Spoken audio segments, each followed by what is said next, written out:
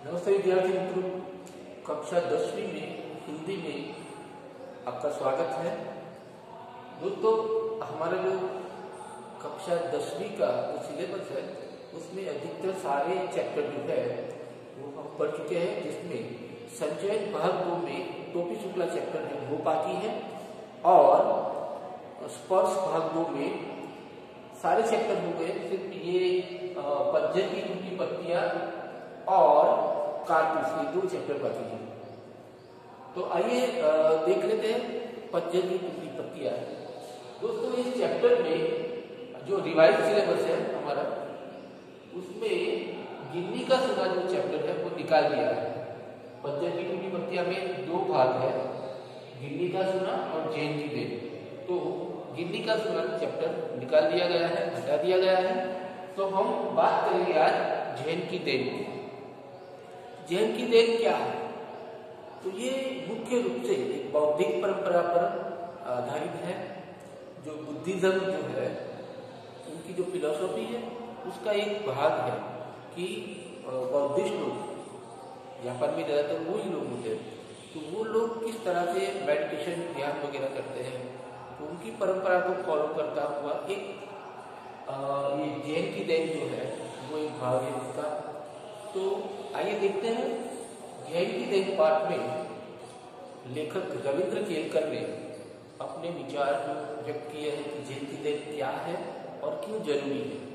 दोस्तों, मैं बता दूं कि जो रिवाइज सिलेबस में काफी चैप्टर निकाले गए, जिसमें एक गिन्नी का सुना जो है वो भी निकाल दिया, लेकिन जैन की देन चैप्टर को रखा है, और मेरे ख्याल से ये बहुत जरूरी है हम सभी के लिए। तो आइए देखते हैं जैन की देन में क्या है।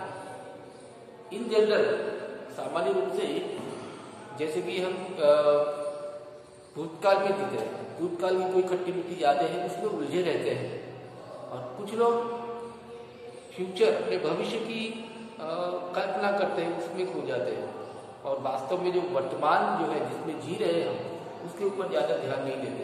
तो जरूरत वर्तमान की है, वर्तमान में ध्यान देने की जरूरत है। तो इसी बात को यहाँ बताया है लेखक ने। तो इन मुद्दों के आधार पर हम इस पाठ को समझने की कोशिश करेंगे। पहला मुद्दा है जापान में मानसिक रोग के कारण। लेखक जब जापान जाते हैं तो एक मित्र से पूछते हैं, कि यहाँ के लोग में बीमारियां कौन सी ज्यादा है। तो फिर ये पता चलता है। आइए देखते हैं जापान में मानसिक रोग के कारण क्या है।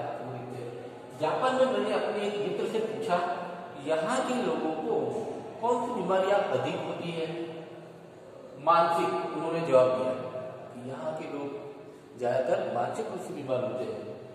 यहाँ के 80% लोग मनोरुग्ण हैं। मनोरुग्ण यानी मानसिक रूप से बीमार। तो यहाँ सोचने वाली बात है कि 80% लोग मानसिक रूप से बीमार हैं। लेखक ने भी पूछा कि इसकी क्या वजह है। तो मित्र ने जवाब दिया, कहने लगे, हमारे जीवन की रफ्तार बढ़ गई है। जीवन की रफ्तार यानी तेज ये लोग जीते हैं। यहाँ कोई चलता नहीं बल्कि दौड़ता है, कोई बोलता नहीं बकता है। हम जब अकेले पढ़ते हैं तब अपने आप से लगातार बड़बड़ाते रहते हैं।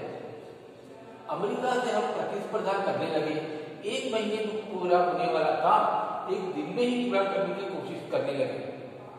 तो इतना जल्दी अगर कोई इंजन दौड़ता है, कोई गाड़ी दौड़ती है, तो ज्यादा देर से चलने पर नुकसान तो होगा ही। तो यहाँ के लोगों में क्या है, अमेरिका से ये लोग कॉम्पिटिशन कर रहे हैं, प्रतिस्पर्धा कर रहे हैं। तो उनको पीछे करने के लिए वो लोग काम बहुत ज्यादा करते हैं। 1 महीने का काम 1 दिन में ही करने की वो सोचते हैं और ऐसा करते हैं। इसीलिए लगता है कि लोग अकेले में बड़बड़ाते हैं, बोलते नहीं लेकिन बकते हैं, ऐसा लगता है, चलते नहीं जैसे दौड़ते हैं। इतनी तेजी आ गई है, इसकी वजह से लोग ज्यादातर मानसिक रूप से बीमार हैं। वैसे भी दिमाग की रफ्तार हमेशा तेज ही रहती है। उसे स्पीड का इंजन लगाने पर वह 1000 गुना अधिक रफ्तार से दौड़ने लगता है। दिमाग की हमारी जो तेज है गति होती है इन जनरल, लेकिन फिर भी अगर हम कोई स्पीड लगा के आगे थोड़ी और तेज बढ़ा दें तो फिर क्या होगा। फिर एक क्षण ऐसा आता है कि जब दिमाग का तनाव बढ़ जाता है, स्ट्रेस बढ़ जाता है और पूरा इंजन टूट जाता है। यही कारण है जिससे मानसिक रोग यहाँ बढ़ गए हैं। तो सीधा इस मुद्दे का अर्थ ये हम समझे, जापान में मानसिक रोग वाले लोग ज्यादा है और इसका कारण यही है कि ये लोग अमेरिका से स्पर्धा करते हैं और इसीलिए 1 महीने का काम 1 दिन में पूरा करना चाहते हैं, इसलिए ज्यादातर लोग मानसिक रूप से बीमार है। आइए अब दूसरा मुद्दा देखते हैं, लेखक का टी सेरेमनी में जाना। अब वहां खास सेरेमनी है, खास प्रोग्राम है टी सेरेमनी, उसको देखते हैं।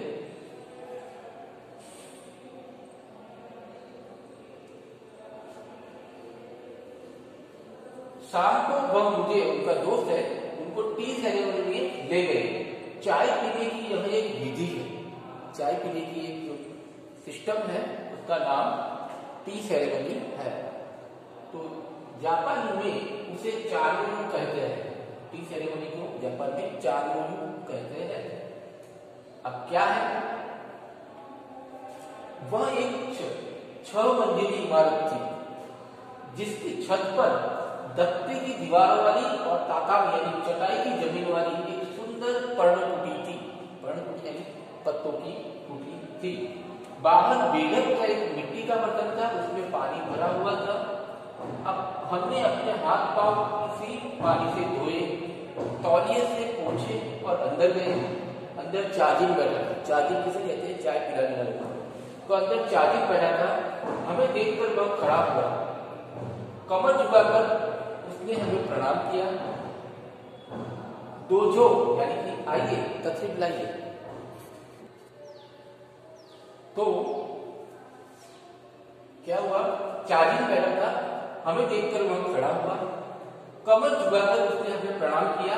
दोजो मतलब आइए, तशरीफ लाइए। दोजो कहकर स्वागत किया। बैठने की जगह हमें दिखाई, बैठने के लिए जगह दिखाई। अंगीठी सुलगाई यानी कुछ चूल्हा जलाया, उस पर चाय डाली रखी यानी किटली रखी। बगल के कमरे में जाकर कुछ बर्तन ले आया, तौलिए से बर्तन साफ किए। सभी क्रियाएं इतनी गरिमापूर्ण ढंग से की कि उसकी हथभंगिमा से लगता था मानो जयदेवंती के सुर गूंज रहे हो। वहां का वातावरण इतना शांत था कि चाय डालने की पानी का खटबदरा भी सुनाई दे रहा था। यहाँ पर ये जो चाजिन है वो चाय जो बनाने का काम कर रहा है, इतनी शिद्दत से कर रहा है कि जैसे कोई बहुत बड़ा काम करने वाला है, बहुत ही इंपॉर्टेंट काम कर रहा है। ऐसा लगता है कि ये क्रियाएं इतनी गरिमापूर्ण ढंग से यानी बहुत अहमियत देकर के, बहुत शिद्दत से ये काम उसने किया।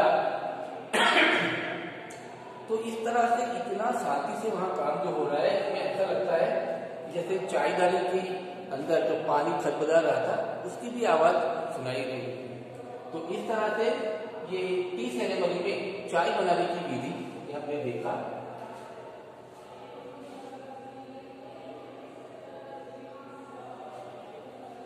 चित्र में हम देख सकते हैं किस तरह से ये चाजिन जो है वो चाय बना रहा है और 2 जन वहां पर खड़े हैं।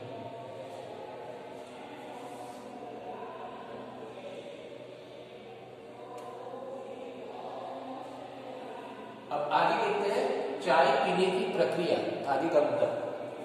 तो चाय तैयार हुई, उसने वह प्यालों में भरी, फिर वे प्याले हमारे सामने रख दिए। वहां हम 3 मित्र ही थे। टी सेरेमनी का खास रूप से एक मुख्य अहमियत इसी बात पर है कि इस विधि में बहुत कम लोग होते हैं, 3 ही मित्र थे। इस विधि में शांति मुख्य बात होती है, एकदम शांति से वहां जो है ये विधि करनी है, इसलिए वहां 3 से अधिक आदमियों को प्रवेश नहीं दिया जाता। प्याले में 2 घूंट से अधिक ज्यादा चाय नहीं थी। हम ओठों से प्याला लगाकर एक बूंद चाय पीते रहे। करीब 1.5 घंटे तक चुस्कियों का यह सिलसिला चलता रहा। 1.5 घंटे तक 2 घूंट चाय और वो 1.5 घंटे तक चुस्कियां लेकर के पीते रहे एक बूंद। पहले 10-15 मिनटों में उलझन में पड़ा। लेखक कहते हैं कि ये पहले समझ में नहीं आया कि ऐसा क्या है। तो पहले 10-15 मिनटों में उलझन में पड़ा, फिर देखा कि दिमाग की रफ्तार धीरे धीरे धीमी पड़ती जा रही है।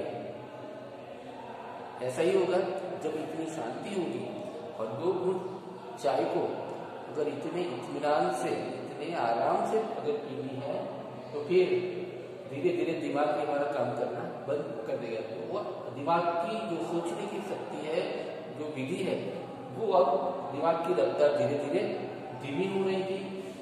थोड़ी देर में बिल्कुल बंद भी हो गई। लोग दिमाग में जैसे सोचना, ये सब करना, इमेजिन करना, सब कुछ जैसे छोड़ दिया हो, तो दिमाग की रफ्तार बिल्कुल बंद हो गई। मानो अनंत काल में मैं जी रहा हूं, यहां तक कि सन्नाटा भी मुझे सुनाई देने लगा। तो लेखक को सन्नाटा भी जैसे सुनाई देने लगा और उनको ऐसा लगा कि वो अनंत काल में जी रहे। अनंत काल यानी कि स्पेस, वहां पर कोई आवाज नहीं, कुछ भी नहीं, उसे अनंत काल कहते हैं कि जहां पर हम जिंदा है नहीं है, कुछ भी कोई एहसास नहीं होता, वो एकदम शांति होती है, वो अनंत काल होता है। तो लेखक अनंत काल में जी रहे हो ऐसा उनको लगा और ये सन्नाटा भी सुनाई देने लगा। इससे इस बात से ज्यादा हमें पता चलता है कि इतनी कितनी शांति थी वहां पर, सन्नाटा भी सुनाई देने लगे। तो ये इस टी सेरेमनी का मुख्य मकसद था, शांति। तो इसीलिए लेखक को ऐसा लगा कि जैसे सन्नाटा भी सुनाई देने लगा। अक्सर अब ये जैन परंपरा की देन ये मुद्दा है कि जैन की जो परंपरा है वो वास्तव में क्या है, उसकी फिलोसॉफी क्या है, वो यहाँ बताया है। अक्सर हम या तो गुजरे हुए दिनों की खट्टी मीठी यादों में उलझे रहते हैं या भविष्य के रंगीन सपने देखते रहते हैं। हम या तो भूतकाल में जी रहे हैं या भविष्य काल में। असल में ये दोनों काल मिथ्या है, दोनों काल बेकार है। असलियत में देखा जाए तो भूतकाल और भविष्य काल, उसके बारे में सोचना नहीं है, ना उसकी उलझन में पड़ना है, ना उसके सपने देखने हैं। सही में तो वर्तमान जो है हमारा, वो हमारे हाथ में है। तो हम क्या करते हैं, या तो हम गुजरे हुए दिनों की खट्टी मीठी यादों में उलझे रहते हैं या भविष्य के रंगीन सपने देखते हैं। हम या तो भूतकाल में रहते हैं या भविष्य काल में। असल में दोनों काल मिथ्या है, बेकार है। एक चला गया है और दूसरा आया भी नहीं है। तो ये दोनों काल बेकार है, क्योंकि जो गुजर गया है उसके बारे में सोचने का कोई कारण नहीं। हाँ, उसमें से हम सबक ले सकते हैं, लेकिन उसको याद करके उसमें उलझे रहना वो भी सही नहीं है। तो एक तो चला गया है और दूसरा जो है कि वो आया ही नहीं है, तो उसके बारे में क्यों सोचे। इतने लोग रंगीन सपने देखते रहते हैं कि मैं ये करूंगा, इतना हो जाए तो फिर उसके बाद ये करूंगा, वो करूंगा।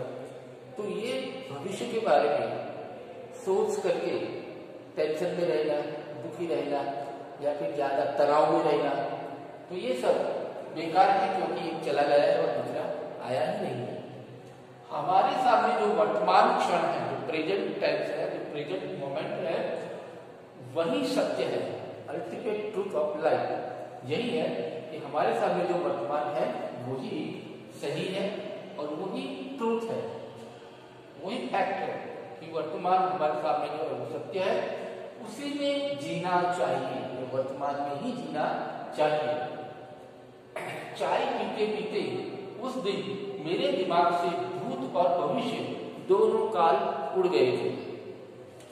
केवल वर्तमान क्षण सामने था और वह अनंत काल जितना विस्तृत था, इतना जो अनंत काल जो है, स्पेस जो है, पूरा गैलेक्सी में जो शांति होती है, तो इस तरह से वर्तमान क्षण उनके सामने था और उनको ऐसा लगता है जैसे ये टाइम पीरियड जो है वो पूरा अनंत काल जैसा है। जीना किसे कहते हैं उस दिन मालूम हुआ। लेखक को पता चला कि सही में वास्तव में अगर जीना है तो किस तरह से जीना चाहिए, क्या है जीवन की फिलोसॉफी, क्या है जीवन का दर्शन, क्या है। तो लेखक को उस वक्त ये टी सेरेमनी से पता चला कि जीना किसे कहते हैं। जैन परंपरा की यह बड़ी देन मिली है जापानियों को। तो जापानियों को जैन की देन जो है, जैन की परंपरा जो मिली है बौद्धिस्ट लोगों से, तो ये सही में बहुत ही बड़ी देन है, बहुत बड़ा गिफ्ट है। तो इस तरह से हमने देखा कि इस चैप्टर में जेल की जेल में लेखक ने यही बताने का प्रयास किया है कि हमें ना तो भूतकाल में उलझा रहना है, ना भविष्य के रंगीन सपने देखे करना है। हमें क्या करना है, हमारा जो वर्तमान है उसको एंजॉय करना चाहिए, उसी में अपना कर्म, अपने मन लगा करके अपना काम करना चाहिए और वर्तमान में ही जीना चाहिए। अगर वर्तमान अच्छा रहा तो भविष्य भी अच्छा रहेगा और भूतकाल भी अच्छा ही होगा। तो दोस्तों, आज हमने ये बात की और अगले पीरियड में हम दूसरे चैप्टर में आगे कारतूस पार्ट पढ़ेंगे। लेकिन आप सबसे रिक्वेस्ट है कि ये चैप्टर को पढ़ें, ध्यान लगा कर पढ़ें। अगर कोई आपको आपत्ति है, कोई समस्या है तो आप मुझे सूचित करें। धन्यवाद।